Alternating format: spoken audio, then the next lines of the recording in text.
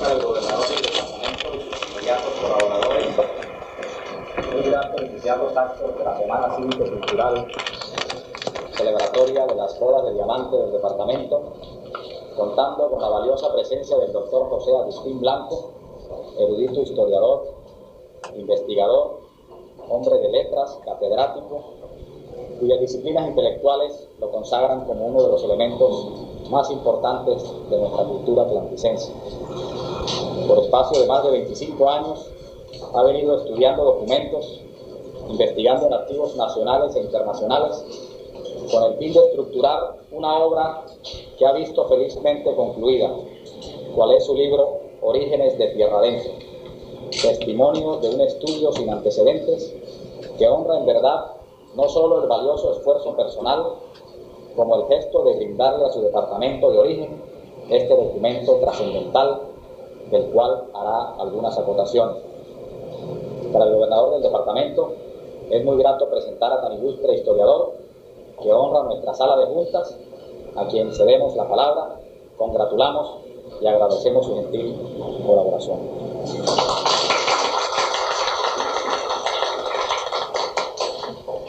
Señor gobernador del departamento, señoras, señores, antes de iniciar esta, como ha dicho don Alfredo de la Espriella, como me ha pedido él, esta charla, que durará aproximadamente 1 hora, yo quiero decirles brevemente esto. La razón de que este servidor esté delante de ustedes para hablar sobre el Atlántico es muy sencilla, porque yo también soy del Atlántico, un emigrado, pero que no se ha desvinculado de la tierra en ninguno de los 38 años que he vivido ausente.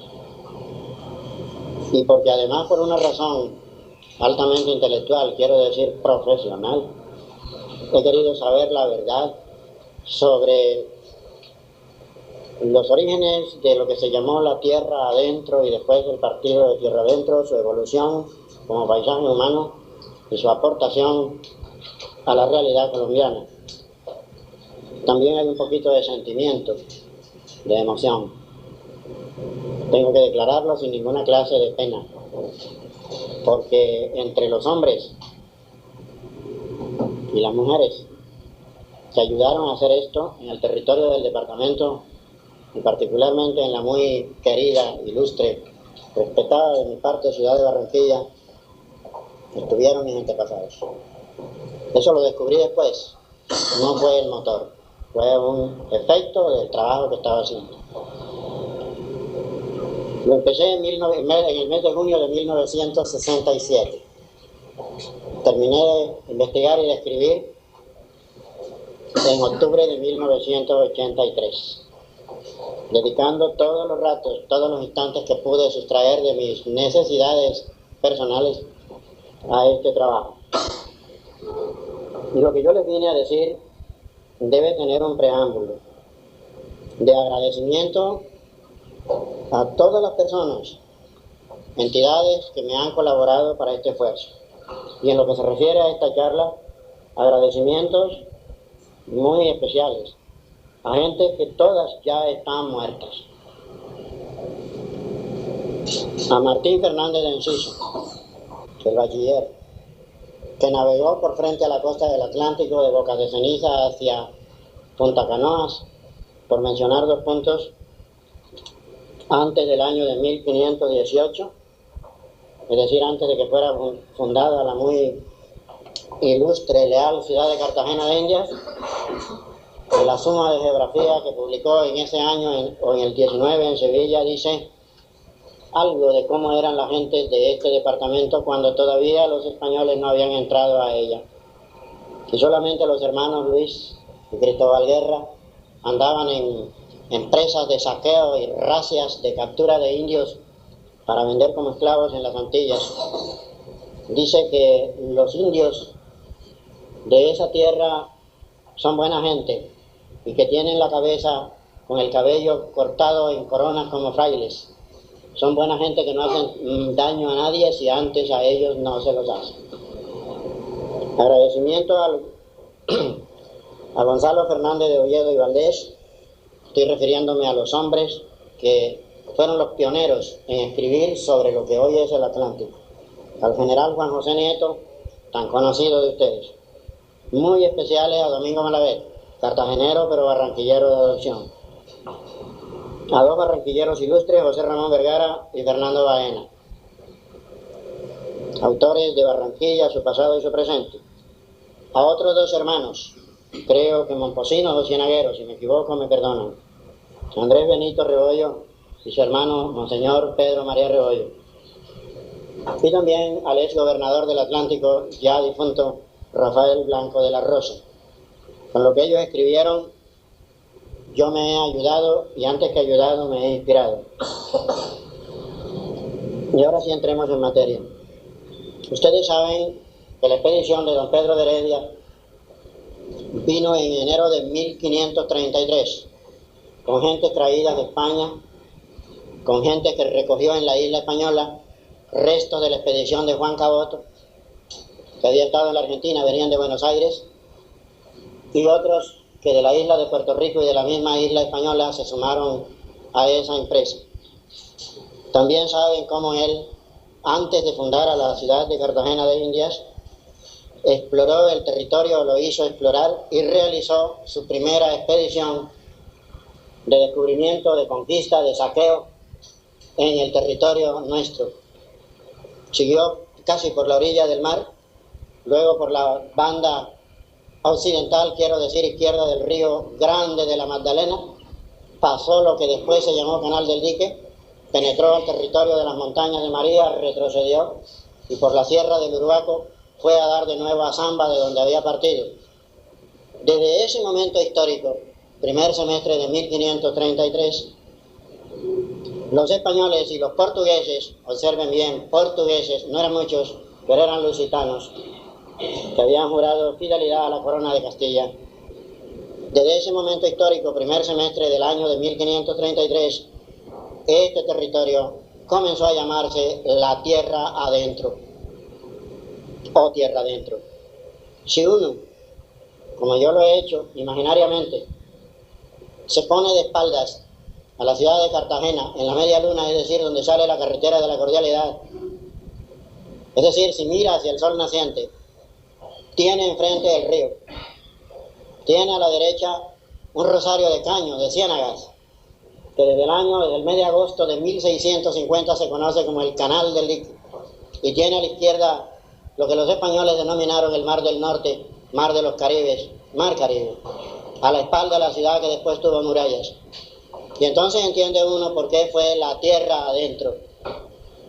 Cuando yo he hablado de Tierra Adentro, cuando me han preguntado cómo se llama tu libro, y yo les he dicho el norte de Tierra Adentro y los orígenes de Barranquilla, me han dicho, ¿cómo así? Porque Tierra Adentro es en el Cauca. Y yo he respondido, durante la época colonial hubo 3 Tierra Adentros: la del Cauca, la Tunevia de Boyacá, vista desde Huicán y el Cocuy, y el Atlántico.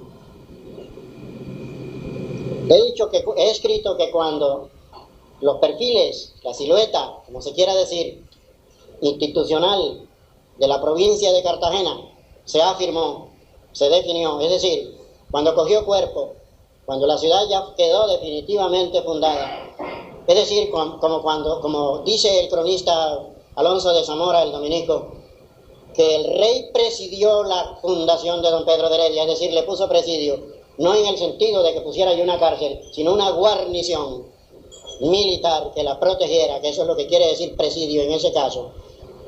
Cuando ya hay provincia de Cartagena, casi que podríamos decir en el lenguaje de los romanos de la antigüedad, cuando ya estaban vencidos, que eso es lo que quiere decir provincia, en el sentido romano de la palabra, donde están los vencidos, entonces, habiendo ya autoridad, habiendo cabildo, justicia y regimiento, entonces la provincia fue dividida en partidos, partes, cada partido con su justicia. Un justicia era en parte un alcalde y en parte un juez.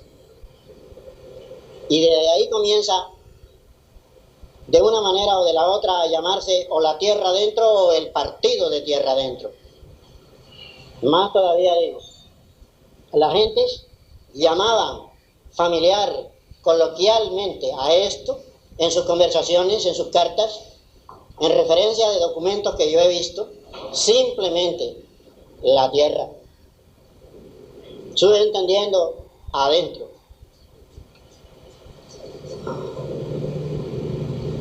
Pero tierra adentro o partido de tierra adentro, ¿cómo se hace?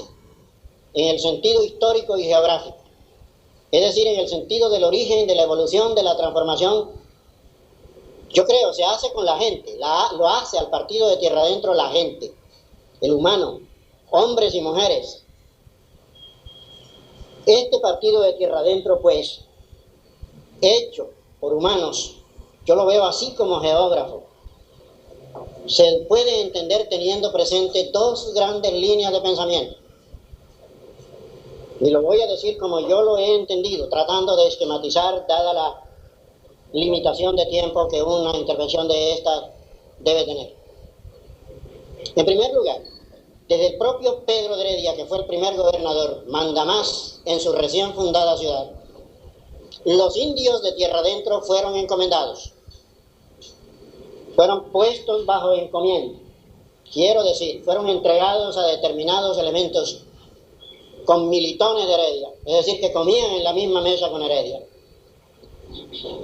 encomendados para que fueran adoctrinados en nuestra santa fe católica, entre comillas, para que recibieran pasto espiritual y temporal y para que pagaran el tributo, que era el beneficio, la concesión, mejor, el privilegio que la corona, mediante el señor gobernador Heredia, concedía a los encomenderos que habían sido servidores del rey en una u otra forma.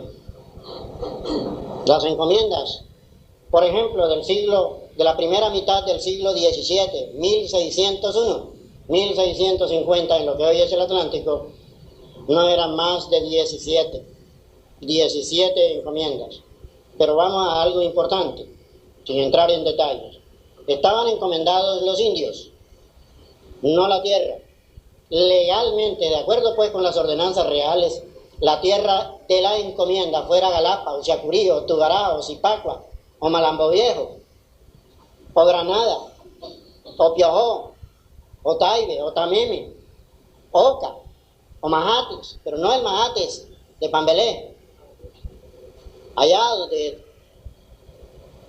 cabeza pues del municipio a que pertenece la agregación donde nació este colombiano.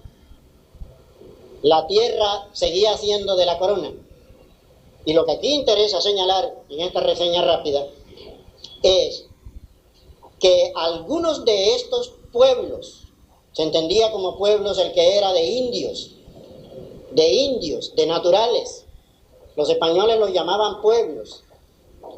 Cuando yo era un niño, hago un rápido paréntesis, y le preguntaban a alguien de Uciacurí, campesino que venía del lado de Calvaduría para Uciacurí. Calvaduría es un pozo que está en Piojó. ¿Para dónde vas? Para un pueblo. Y si le preguntaban a un campesino de mi tierra, Sabana Larga, ¿para dónde vas? Al sitio. Sitios eran de libres.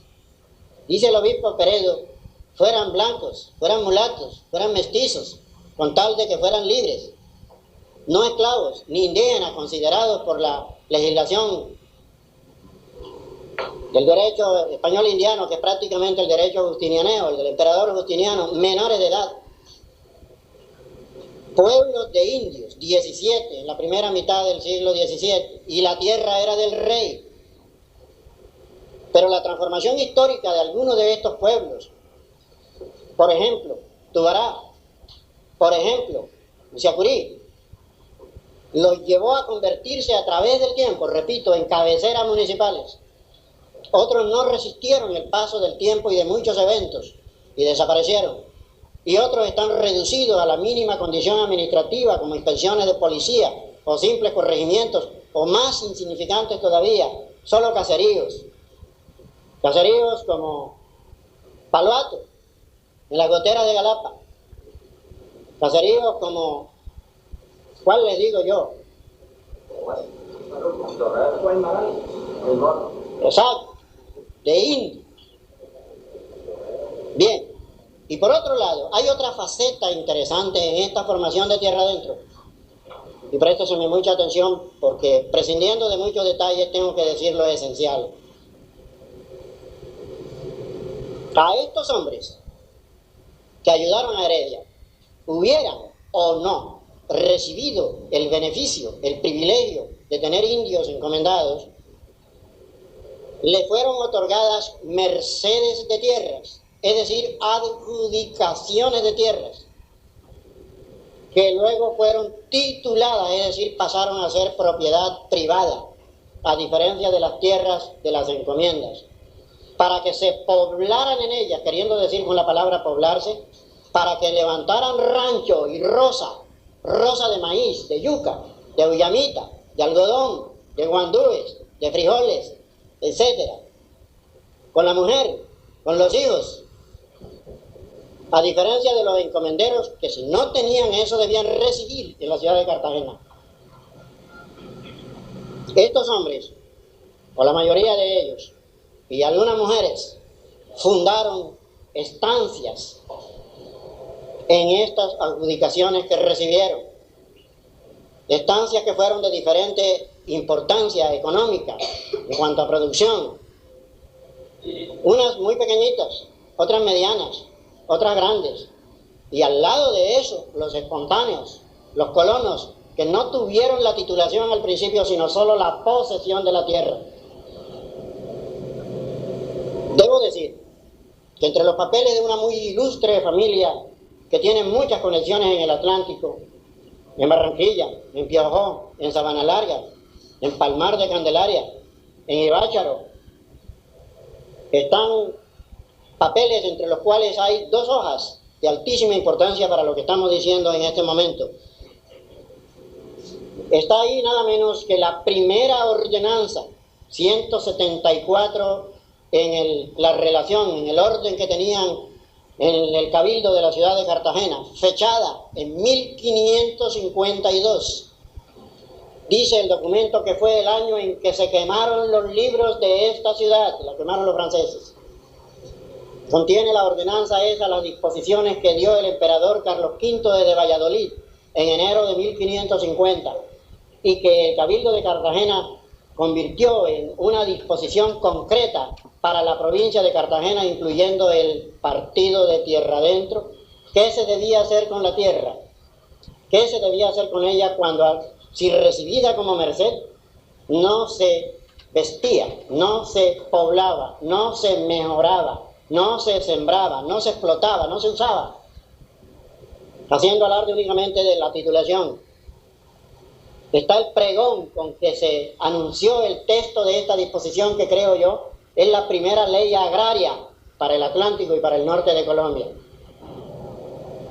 Muchas de estas estancias, o varias de estas estancias, que fueron de ganados, es decir, de vacunos, de ganado caballar, de cerda, caprino, etc., prosperaron y otras fracasaron. Por ejemplo, en el mes de junio, creo que 20 de ese mes, del año de 1590, el Cabildo de Cartagena le adjudicó 2 caballerías de tierra.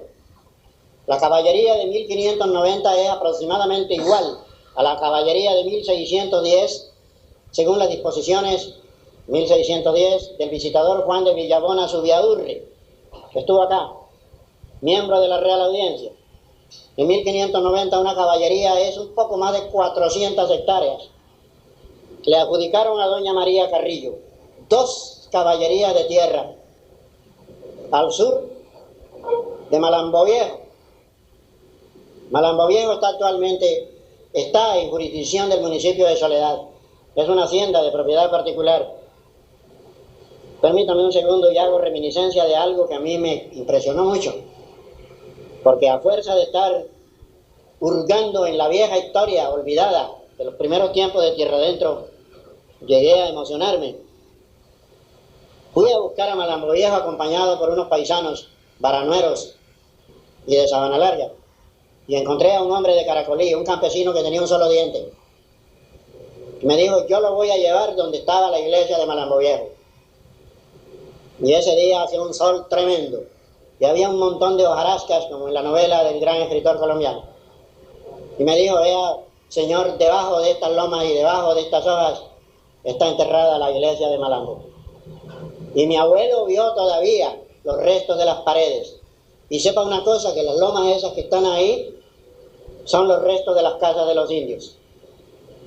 Decía pues que la otra vertiente de nuestra explicación se refiere a cómo las estancias se convierten en pueblos concentrados. No todas, algunas de ellas. Y este fenómeno ocurre, pretendo entenderlo así, sobre todo en el siglo XVII y particularmente en la primera mitad del XVII. Para la formación de Tierra Adentro como una entidad humana, social, económica, histórica, geográfica, psicológica, folclórica, culinaria, son clave estos primeros 50 años del siglo XVII. Entonces funda el señor Blas Gutiérrez a San Blas. Hoy venía con unos amigos de Sabana Larga y les dije, aquí están las lomas de San Blas, y en la más alta tenía Blas Gutiérrez la ermita donde algún padre agustino que vino a visitar al encomendero de Malambo, a Francisco de Ludeña, dijo misa. Hoy no queda sino el monte. Aquí estuvieron los yeguerizos y los hatos de vacunos, tanto de los padres dominicos del convento de Malambo como de Blas Gutiérrez. De esa estancia me ocupé durante muchas páginas en este trabajo que está escrito. No superó cabalmente la etapa rural y hoy es solo un caserío, jurisdicción de Baranoa. Y lo otro es una propiedad privada de Efraín Cepeda Rodado, que vive aquí en Barranquilla y que nació ahí en Sabana Larga. 1585, en este año, mis queridos paisanos, amigos, cumple San Blas 400 años de establecido. San Blas tipifica esta formación de tierra adentro a partir de una estancia agropecuaria donde hay yeguas fértiles, donde hay cerdos, donde hay un ganado vacuno. Y así como San Blas prosperó, se alargó en el tiempo, fracasó el establecimiento de esta dama que les mencioné hace un momento. Brevemente hagamos una reminiscencia de por qué fracasó. Donde Blas Gutiérrez tuvo éxito, ¿por qué María Carrillo fracasó? Primero, Blas Gutiérrez vivía en San Blas. Solo cuando se sintió viejo y sin fuerza, dice el documento, se fue a vivir de asiento, literalmente, lo cito, a la ciudad de Cartagena, donde murió. Y en segundo lugar, María Carrillo era una absentista. Vivía en Cartagena y manejaba la estancia con mayordomo. Se asustó porque los indios que ilegalmente tenía en la fundación que hizo, hoy existiría ahí otro pueblito si ella no fracasa. Viuda de 2 encomenderos, mató 2. Fundadora del hato de cerdo de Camarure. Me dirán ustedes, bueno, ¿y qué? Perdónenme la crudeza de mi expresión, ¿y qué diablos es Camarure? Camaure, en lengua arahuá, en la lengua que hablan los guajiros, cerquita de donde están los laguitos de Caujaral. Por ahí andaba a pie rastreando, siguiendo en el monte lo que he leído en los documentos. Pues vuelvo yo y les digo que los indios mataron a un marino que había entrado por la boca del río, tripulación de un buque que recibió el encargo de comprar carne para su embarcación y equivocó el camino del hato del convento de los padres dominicos y cogió el camino de los agüeyes, como se llamaba la estancia de esta señora. Los indios se dieron cuenta que llevaba hartos doblones en la bolsa de cuero prendida de la cintura y le dieron muerte. Y entonces dice el documento que uno de ellos fue asaeteado a la entrada del pueblo de Tubará y el otro fue echado a las galeras del rey, y esta justicia hizo Antonio de Montalbán, encomendero de los indios de Granada, o Media Granada, allá en Usiacurí.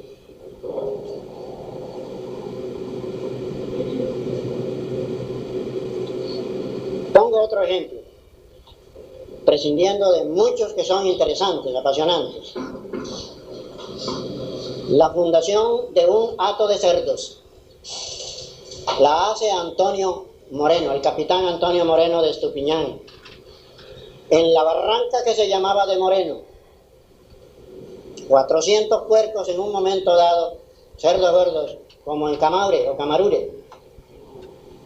La hace en el año de 1598, por orden de María Carrillo, encomendera de Palvato, encomendera de Zipacua, heredera de las encomiendas esas de su segundo marido y también del primero.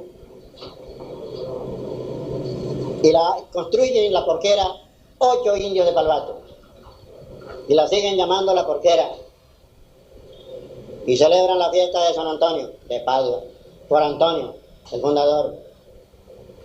Y hoy es San Antonio de Padua de la Soledad. Y ustedes me dirán, señor Blanco, ¿y usted cómo se atreve a decir que Melchor Caro no es el fundador de Soledad? Y yo digo que yo no encuentro a Melchor Caro por ninguna parte, y que únicamente pienso, en lógica, que él pudo ser uno de los administradores, en 1640 que señala la tradición recogida por el general Juan José Nieto, uno de los administradores de la porquera. Como nosotros estamos aquí hablando de manera informal, yo puedo expresar lo siguiente de este modo. Recogiendo una noticia vieja, que creo que está en el libro de Juan José Nieto y también en el de Andrés Benito Rebollo, este ilustre amigo, Aquiles Escalante, que está aquí presente, una de las figuras más sobresalientes de la docencia universitaria en Colombia y aquí en Barranquilla, escribió en su geografía del Departamento del Atlántico que uno de los hombres que había hecho progresar esa porquera de San Antonio había sido don Álvaro de Leiva, que había traído españoles que estimularon el progreso de esa fundación. Pues como yo soy un necio y el investigador es tosudo, tengo que decirles lo siguiente, como inquietud, no como dogma. Que leyendo las actas de la visita a la boga del río Magdalena, practicada por Juan de Villabona a Subiaurre en Mompox, en noviembre de 1611, encontré allí la actuación de don Álvaro de Leiva, teniente de gobernador y al mismo tiempo dueños del negocio de canoas en Mompox, en la villa de Mompox, de Santa Cruz de Mompox. Y me hice la reflexión y así lo escribí. Si Álvaro de Leiva estaba en Mompox en 1611 y se dedicaba al negocio de transporte de carga y pasajeros en el río, aparte de su condición de burócrata, de funcionario, quiero decir, ¿no será que él, si hizo ese fomento de la antigua porquera de San Antonio, lo hizo antes de 1640? Entonces no pudo ser fundado en 1640. El año de 1640, por otro lado, yo tengo que decirlo también con base documental, en el Atlántico actual fue un año de langosta. Y con langosta no hay maíz ni yuca para los puercos. Por último, en esta intervención mía, utilizando el último cuarto de hora que queda, 16 minutos, y abusando un poquito de la paciencia de ustedes, voy a decir algo sobre la bendita cuestión relativa a Barranquilla. Me dirán después, Blanco es un hereje, Blanco se apartó de la tradición, Blanco pretende hacer trizas lo que hemos aprendido en los bancos de la escuela.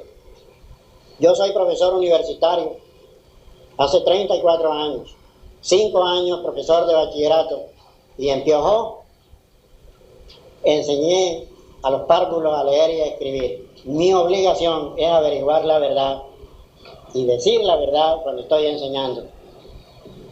Aquí estoy haciendo una charla, pero siempre estoy en el trance de pensar que mi obligación es con mis alumnos y alumnas y que les debo decir la verdad. Yo respeto mucho todo lo que se ha escrito, pero me puse en esta tarea espontáneamente y como expresé al principio por una necesidad que constituía nuestra constitución misma. Es decir, que por lo menos recordemos, puede que en un principio filosófico, jurídico y político en que dice de que nadie puede, es decir, ignorar la justicia, la ley, ya que la ley no sirve de excusa.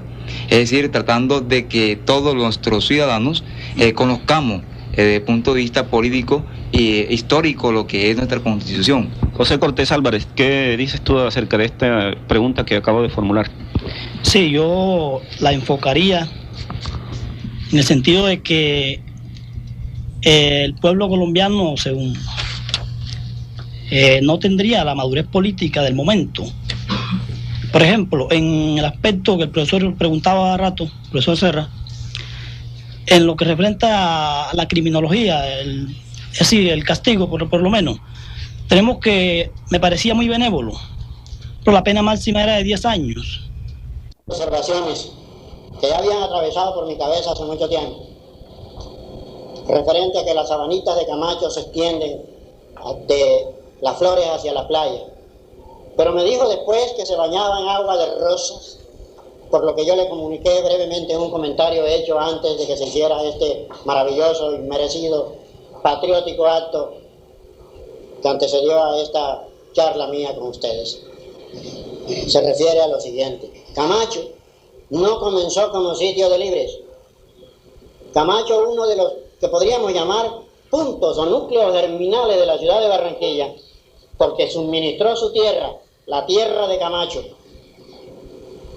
para el plantaje, para el área donde la actual ciudad de Barranquilla, por lo menos su parte norte, se ha desarrollado, fue un pueblo de indios. No hay duda ninguna. Y yo publicaré el documento transcrito y el facsímil, o los facsímiles de los documentos 2 que se refieren a este bendito pueblo de indios. En el año de 1549, 16 años después de fundada Cartagena, Miguel Díaz de Armendáriz, oidor de la Real Audiencia de Santo Domingo, luego gobernador de Santa Marta, luego presidente del nuevo Reino de Granada, le dio el pueblo de Camacho en encomienda a Domingo de Santa Cruz, capitán de caballería. Dice el cronista Juan de Castellano en su historia en versos de la ciudad de Cartagena, que cuando Martín Cote, el pirata, el corsario, atacó a Cartagena con sus huestes francesas, murió Domingo de Santa Cruz en la primera rociada que hicieron. Murió en el mes de abril de 1559, 10 años después de haber recibido a Camacho, a Chirimiriare, a Batiasparia y a Tocajagua. Tocajagua está allá cerca del Uruaco, y junto con Tocajagua estaba Misajares. En el año de 1559, muerto Santa Cruz, el gobernador de Cartagena, Juan de Bustos, dio en segunda vida a los indios de Camacho en encomienda a la viuda de Santa Cruz. Y la viuda de Santa Cruz fue despojada de la encomienda de Camacho. Ella, en 2 documentos preciosos que también serán publicados en forma facsimilar, transcrita y luego en forma fotográfica, para que nadie se llame a dudas y no me digan Blanco, usted lo inventó. Dice lo siguiente: en el pueblo de Camacho serán 15 indios con su cacique. Ahí se refiere la palabra pueblo, a los indios mismos. Y sigue: que tenían su pueblo junto a la mar, la orilla del mar entonces estaba más al sur, más acá, y a las bocas del río Grande. Y los ha recogido Pedro de Barros, que es alcalde ordinario este año, la ciudad de Cartagena, y los tiene contra mi voluntad, y no se debía de haber hecho esto conmigo por ser él persona poderosa y yo mujer sola.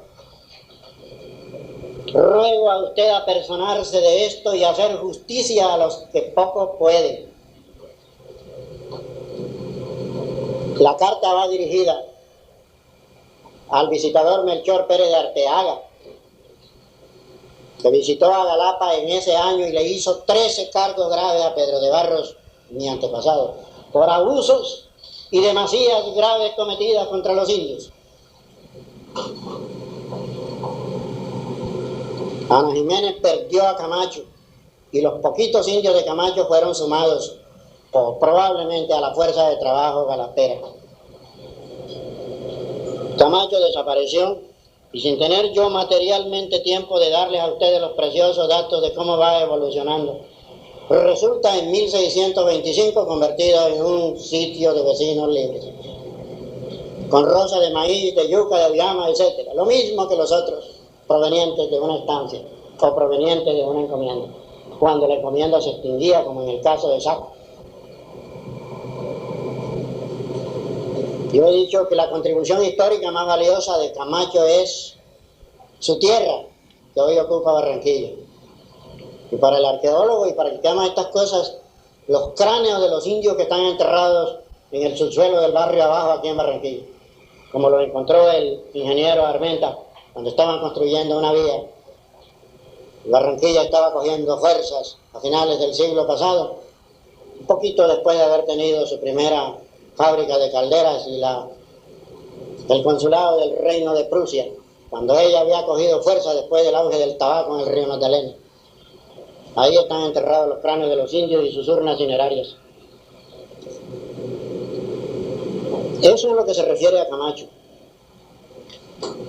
Y la palabra, según yo entiendo, no es Caribe, es Araguac. Araguac eran los indios agricultores de este norte. La otra contribución a los orígenes de Barranquilla, quedan 9 minutos y el tema es apasionante. Estoy acostumbrado, perdónenme, a trabajar con un reloj porque el otro profesor entra 15 minutos después. Esta no es la universidad y ustedes son grandes y yo los estimo y los quiero, pero desearía decirles tantas cosas y no queda tiempo. Es la hacienda de San Nicolás de Tolentino. Problema del tiempo, pero no en televisión. La hacienda de San Nicolás de Tolentino.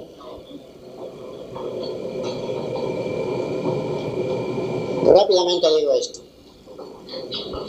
Los primeros establecimientos, quiero decir actos de ganado, en esa época ganado no quiere decir necesariamente ganado vacuno. Un ganado es en plural, ya lo dije hace un momento. Cerdos, vacunos, caprinos, bovinos, todo eso. 150 piezas de ganado caprino y lanar tenía el primer encomendero de Galapa, el señor Juan de Escalante de Fontaneda, en torno del pueblo a una legua del pueblo. Y su sucesor, Pedro de Barros, tuvo un hato de vacunos a 3 leguas de este pueblo y 3 leguas bien medidas en varas castellanas prácticamente desde la iglesia doctrinera de Galapa, que es donde está la iglesia de Galapa en la actualidad, ahí frente a la casa municipal de Galapa, que era la casa del cura doctrinero. Bien medidas nos llevan a Camacho. He observado en este largo escrito una cosa curiosa. Me dirán, no, eso es una bobada, eso es una tontería. Nosotros nos habíamos dado cuenta, pero en este caso como en el huevo de Colón. Ustedes han caído en la cuenta de que cuando la carretera de la Cordialidad entra a la ciudad de Barranquilla y se convierte en Avenida Caldas, es diagonal al trazado de las calles y carreras. Es el camino de Galapa a Camacho. Yo lo he seguido en bus, a pie, en un jeep, con amigos, solo, y llego al centro cívico. Doy la vuelta y del lado del centro cívico sigo y estoy en el barrio abajo. El hijo de Pedro de Barros, primero romano, porque son 3 Pedro de Barros, seguidos, con intercalaciones, tuvo hatos de ganado a 3 leguas de Galapa, cerca de Camacho. Este otro personaje, por lo demás, muy interesante. Se hizo presbítero después de viudo y luego llegó a ser deán de la Catedral de Cartagena. Encomendero de Galapa, tenedor de ganado al sur de Camacho. Su hijo no, porque emigró a Venezuela, y hoy sépanlo, se fue a Coro, en el actual estado Falcón, y allá se casó con una sobrina del segundo gobernador que tuvo Coro. Ella se llamaba María Arias Cabeza de Vaca, parienta del conquistador de América Central Álvar Núñez Cabeza de Vaca, de origen extremeño. Hasta eso he tenido que averiguar. Y el hijo mayor, este es el personaje que nos va a robar unos minuticos, Nicolás de Barro de la Guerra. En el año de 1613 hubo una gran hambre en Coro. Y yo conjeturo que esa es una de las causas para que este señor, un niño entonces, y su madre, señora madre, y sus hermanos y hermanas, porque sí los tuvo, vinieran a abrigarse, a ampararse bajo el ala de su familia a la ciudad de Cartagena de Indias. Él llega a la mayoría de edad en 1626. 1626. Tengo el dato de 1625 cuando era mayor de 22 años y menor de 25, y que se llegaba a la mayoría de edad. No a los 18 como ahora, ni a los 16 como ya se pretende hacer. 25 años era la mayoría de edad, y entonces la ley lo facultaba para que manejara sus asuntos personales. Funda, entre otras cosas, dos haciendas. Dos. Una, la de Nuestra Señora de Altagracia del Majagual, no el municipio de Majagual en el sur de Bolívar, sino en una tierra que va de Punta a Chinchimán, como dice el mapa de hoy, o Chichima, como decían ellos en esa época, a un punto que está al norte de Tigua. Tigua era un pueblito de indios. Todo esto está al norte del Golfo de Morrosquillo, al sur de la bahía de Barbacoa, donde desemboca el canal de Lique. Y la otra hacienda que funda, no me vayan a decir, señor Blanco, ¿en cuándo? Yo no sé. Puede ser el 27, puede ser el 28, puede ser el 29. De todas maneras fue después del 25 y antes del 37. Se llama como él, San Nicolás. Él era Nicolás, hijo de Pedro de Barros, con dos romanos, que yo le he puesto para distinguirlo del otro, y María Arias Cabeza de Vaca. Este es el hombre que en 1625, en el mes de mayo, se casa con la señora Bernardina de Fonseca, la hija del gobernador de Santiago de Cuba y su distrito. Le engendra varios hijos. La mayor, una niña que recibe el nombre de María, que me hizo confundir muchos años. Me despistó. María firmaba María Arias Cabeza de Vaca, como su señora abuela. Confundió a los historiógrafos cartageneros también. Al lado de ella y de su hija hay toda una novela como para los literatos, yo no tengo tiempo de decirlo.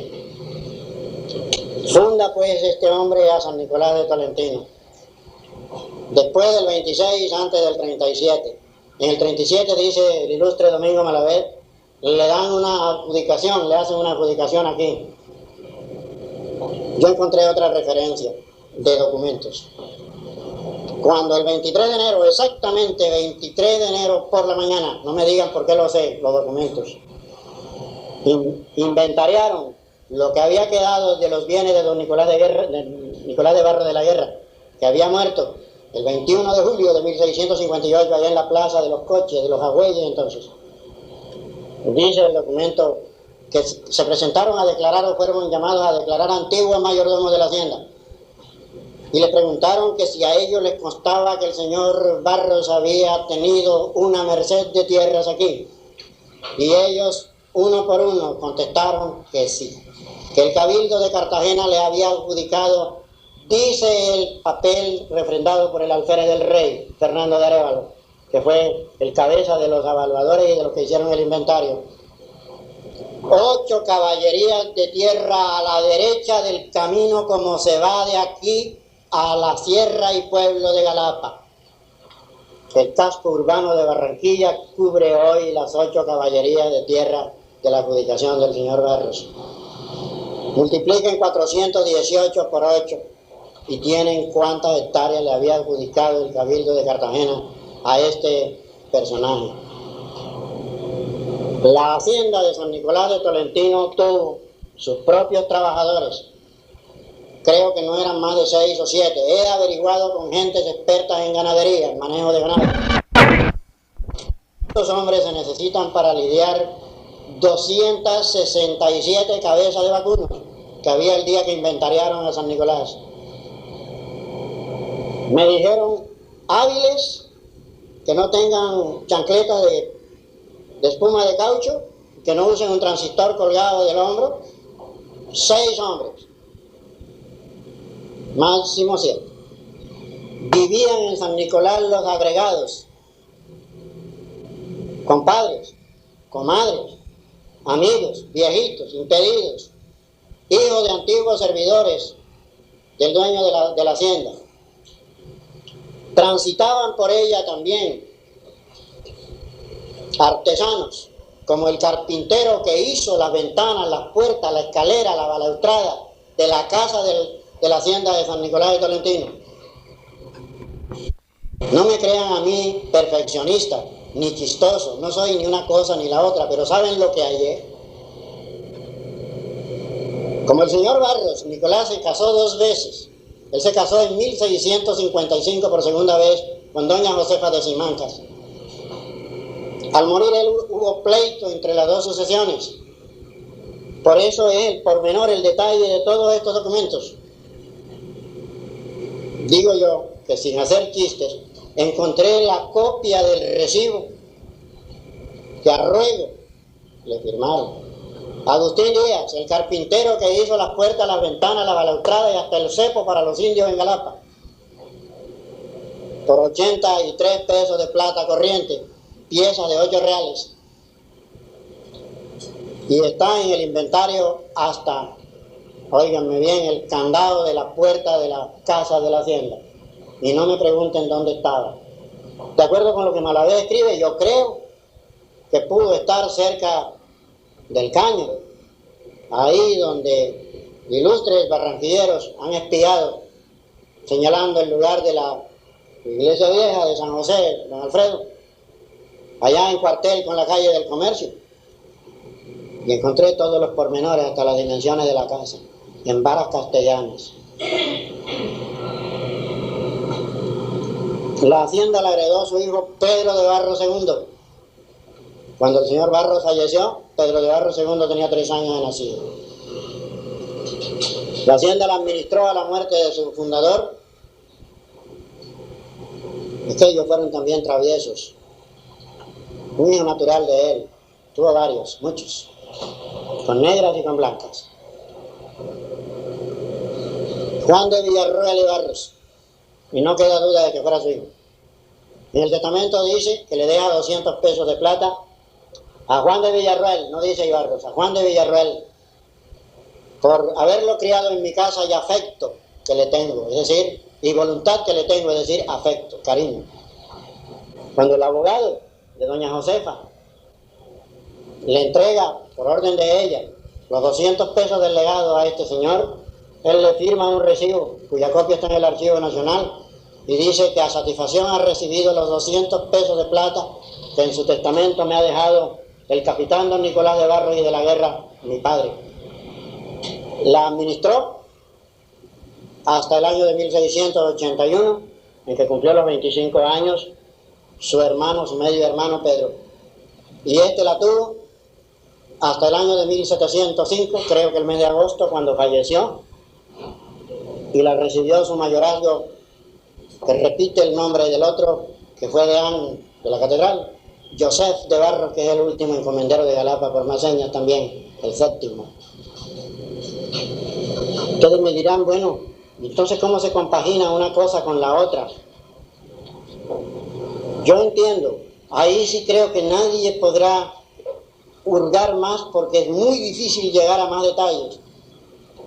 Yo entiendo lo siguiente, que en el origen de un sitio que tiene un nombre larguísimo, en la certificación del padre Luis Suárez, fechada en noviembre de 1710, él la llama este sitio de las barrancas de San Josef y San Nicolás de Tolentino de Camacho. Le han pedido una certificación sobre la buena conducta, que no era buena, del encomendero de Malambo. Se lo han pedido a otras personas. Y cuando el abogado, defensor de este encomendero de Malambo, acusado de muchos abusos y cosas muy feas, ante la Real Audiencia y ante el gobierno cartagenero, hace la lista de las recomendaciones que le han dado sobre su cliente. Cuando se refiere a esa certificación del padre Suárez, dice: ítem, certificación dada por el presbítero Luis Suárez en la Barranquilla de Camacho. Es la tierra de Camacho, con sus colonos varios. Es la tierra y la entidad de la hacienda de San Nicolás de Tolentino, que tenía Barranquilla, es decir, que tenía puerto, y en el inventario están las canoas, con su precio y el estado en que estaba. Es la hacienda que hace como de catalizador del poblamiento. Es la tierra con sus colonos del antiguo pueblo de Camacho convertido en sitio. Lo que, dicho de una manera muy general y deficiente porque no hay tiempo, repito, de los detalles, lo que constituye los dos núcleos germinales de la futura ciudad de Barranquilla, San Nicolás de la Barranquilla, o la Barranquilla de San Nicolás, o las Barrancas de San Nicolás, o Barranquilla simplemente, como lo han resumido, cuando ya la aldea que vio Salvador Camacho Roldán, en 1850 y pico, de un poblachón, como él escribió, pajizón, se convirtió en una ciudad. Solamente me resta decir dos cosas. La una, que yo me he puesto a cavilar por qué este antiguo partido de Tierra Adentro, de sus gestores grandiosos, admirables, yo los respeto mucho. A mí me gustan esas cosas porque creo que si nosotros, como decía Ortega y Gasset, queremos penetrar en el futuro, tenemos que hacerlo de espaldas. Es decir, tenemos que mirar para atrás a la gente, a los hombres, a las mujeres que hicieron las cosas grandes. Me ha llamado la atención, me he puesto a cavilar, voy a estos hombres de 1905, cuyos nombres escuchamos hace un rato, o los de 1909, 1910, cuyos nombres también escuchamos.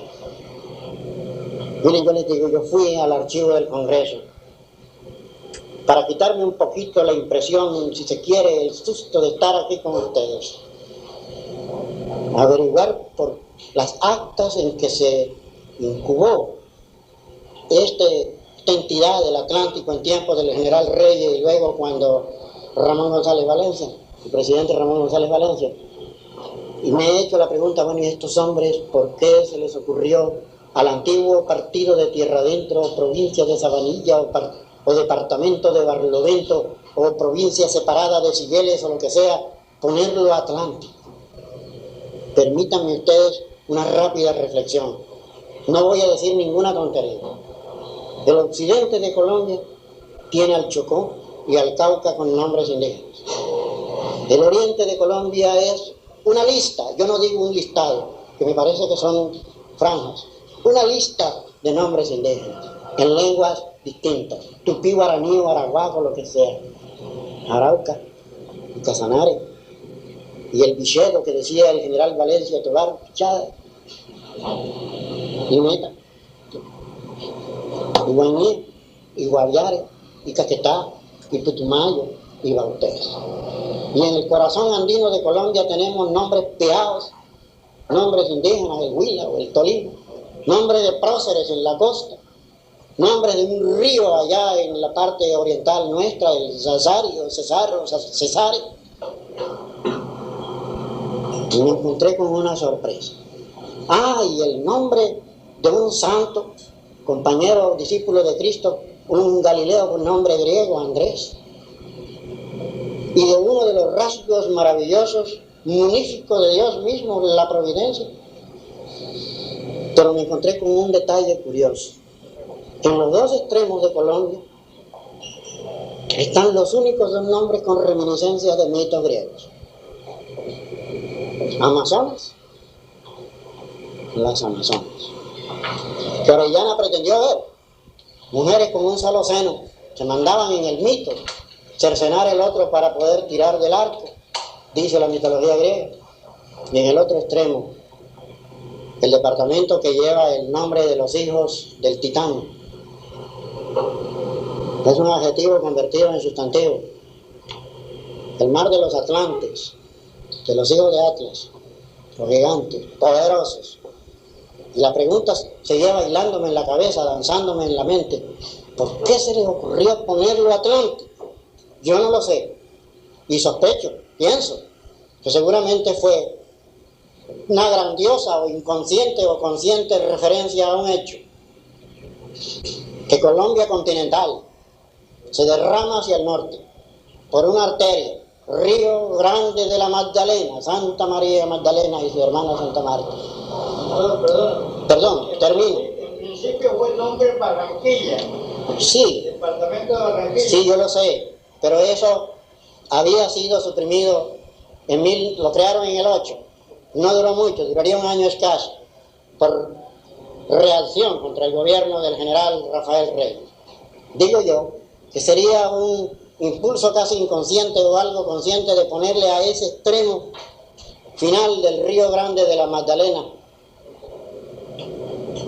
el nombre que hiciera referencia a que Colombia toda continental se derrama hacia el mar Atlántico, hacia el horizonte amplio, hacia la mar Océana, que decía Colón, el océanos, que decían los griegos, la mar general, el agua grande, que conducía a Europa, que ahora conduce a otro centro de poder.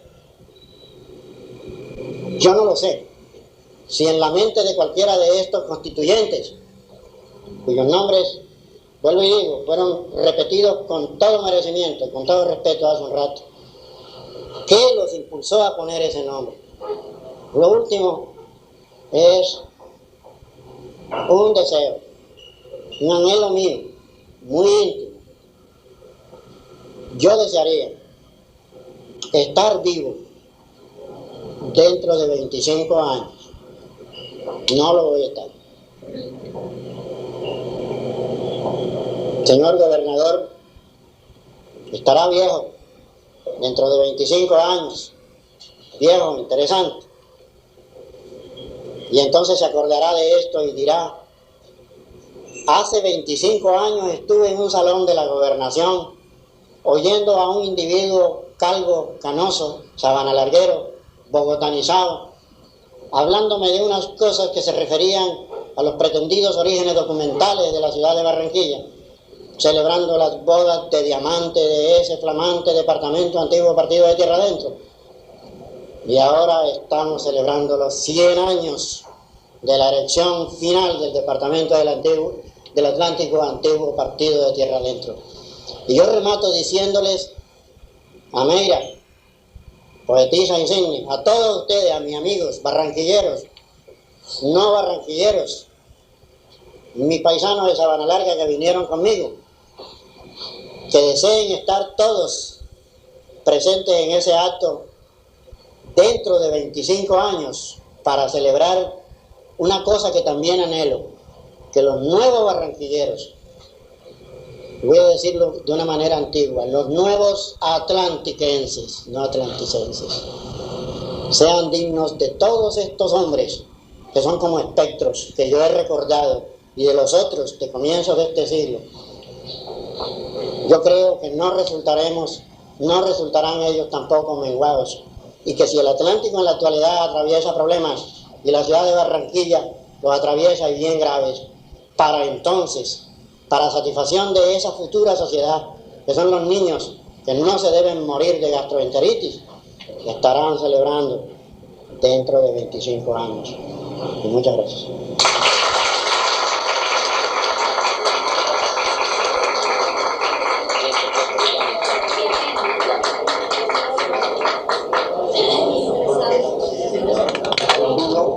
Por el Departamento del Atlántico y con el ilustre visitante.